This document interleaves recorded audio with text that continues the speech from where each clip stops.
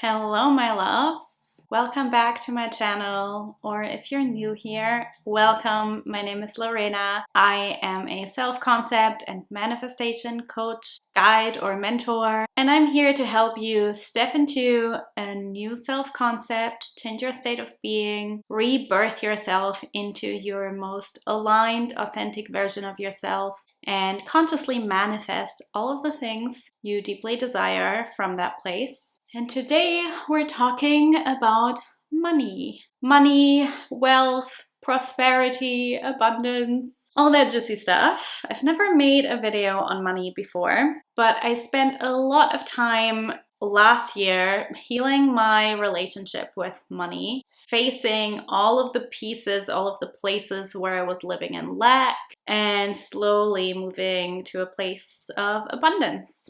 So money and manifesting money and wealth consciousness and abundance consciousness, it's obviously a very big topic. And because it's such a big topic that I can't really put into one YouTube video, I do have a little surprise for you at the end of this video. Make sure you stay on. It's something that you do not want to miss. And what I have for you will absolutely shift your own beliefs around money, your own relationship with money, and enable you to manifest more abundance into your life. But for today, I am just going to share with you 4 changes that I made over the last year specifically to change my relationship with money and to start to live from very different beliefs than I used to. If you like this video, do leave me a like, leave me a comment with your thoughts, share it with your friends if you want to. And if you're new here or you're not subscribed yet, then please do subscribe.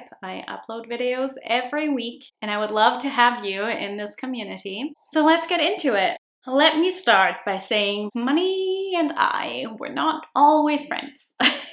As a complete side note, I don't know if any of you are into astrology. Whether you are or you're not, I want to put a little disclaimer here. Do not let astrology or anything external or any spiritual tools define who you are or who you're supposed to be. Do not let anything put you in a box. I did create a video on this also on how to use these spiritual tools in an empowering way rather than letting it dictate your life or who you are or what you can or can't have. I'm going to link that below that video. According to Western astrology, I have 6 placements in Capricorn, and supposedly, as I said, I'm not letting anything put me in a box, but supposedly Capricorns are all about the money, all about work, all about ambition. And I'm definitely an ambitious person. I'm definitely somebody who likes working, at least now that I'm doing something for work that I genuinely enjoy and love and that lights my heart on fire. But I've never been big on money.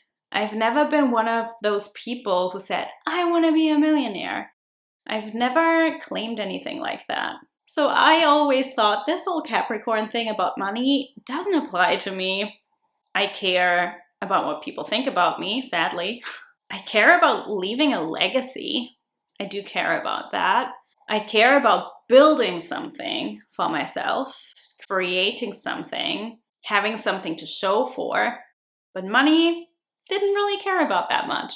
But then when I sat with it, I realized, actually, that's not really true. It wasn't that I didn't care about money. I just felt shame for desiring it. I felt shame because of capitalism and all of the things that I felt were wrong with the world. And I felt like, what if this makes me a bad person? These were all the things that were going on subconsciously, of course, right? Not consciously. Consciously, I was just like, I'm not into money. Yeah, we need money, but I'm not interested in being rich. Now, when I explored all my beliefs, I realized that wasn't true. I realized I did actually want to create abundance and wealth for myself, and I just had a fear of failure. What if this doesn't work out? I had a fear about what it meant about me, because I had the belief that people who have a lot of money are bad people. I found money a bit scary because I had this fear of not having enough or not receiving enough or not making enough and then not being safe. I would actually want to receive a lot of money, but I would never invest. I would never gladly spend money. I would always feel, ugh, I don't want to let this go when I would invest in anything or spend money on anything. That's why last year I did a lot of healing around money, and specifically my relationship to money, my beliefs around money. If you ask me, everything in life is about relationships, whether it's your relationship to money or your relationship to things or your relationship to other people or even your relationship to God or the universe or spirit or source or whatever you want to call it, your relationship to your ego. It's all about how you relate to things, right? Even how you relate to your thoughts. This is why if you feel attachment to a person, if you have, for example, codependency issues with a person, you likely also have similar things going on with money.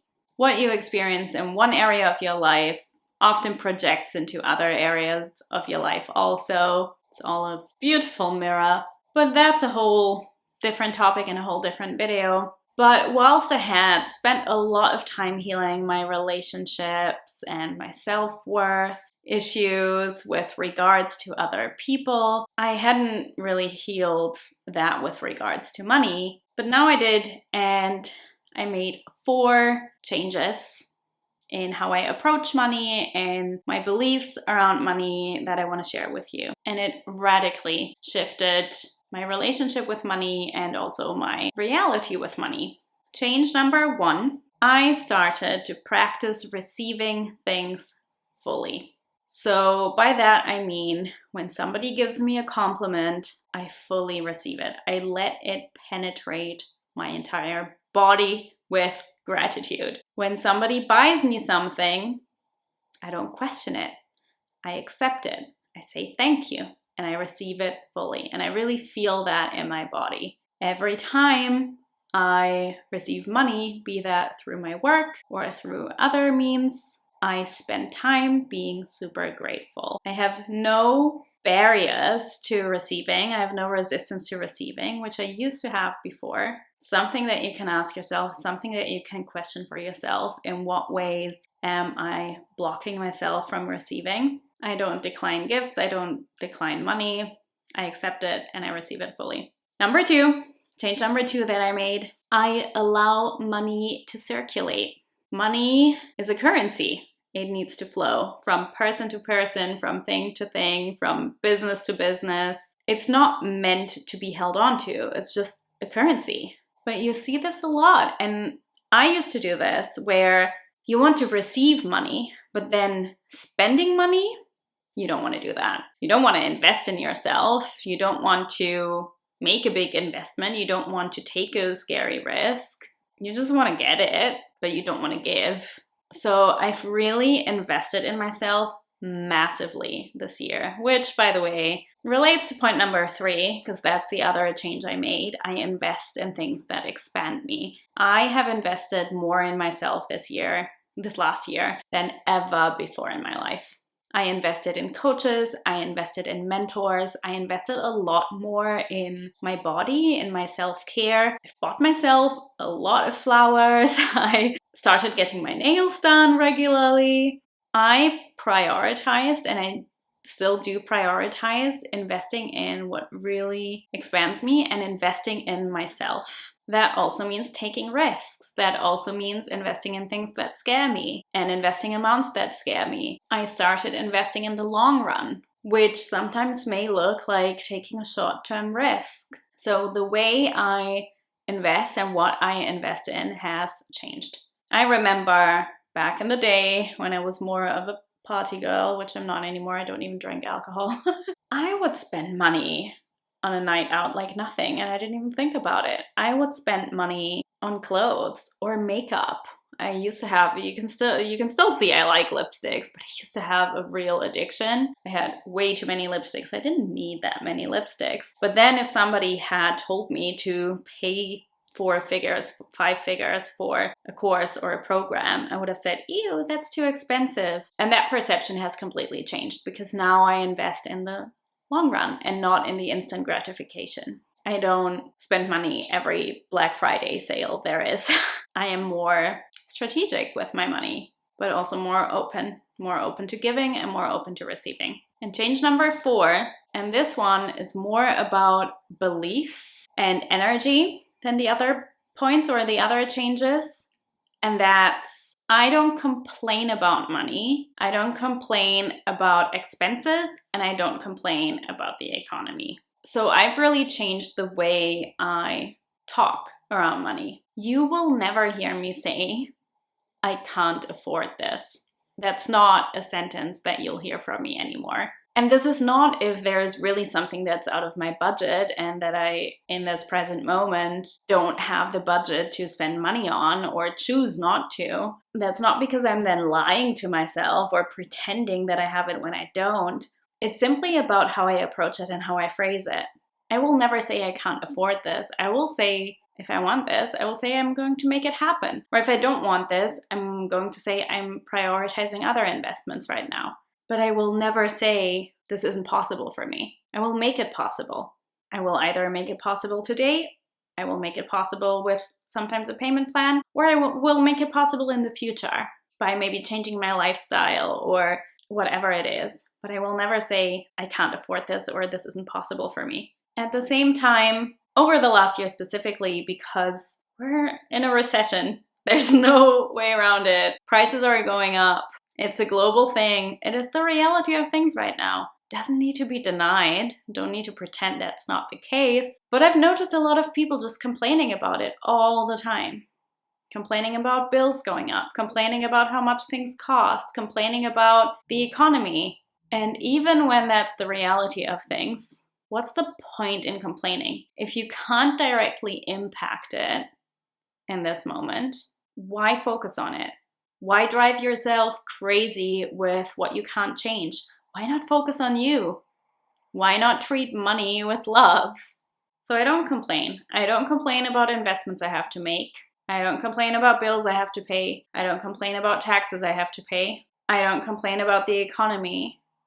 In fact, I assume there's always more than enough. I assume money loves me as much as I love money. I assume people want to pay me, and they do so happily. I assume no matter how much I spend or how much prices go up, I will always have more than enough. I will always generate more. I will always have money to give.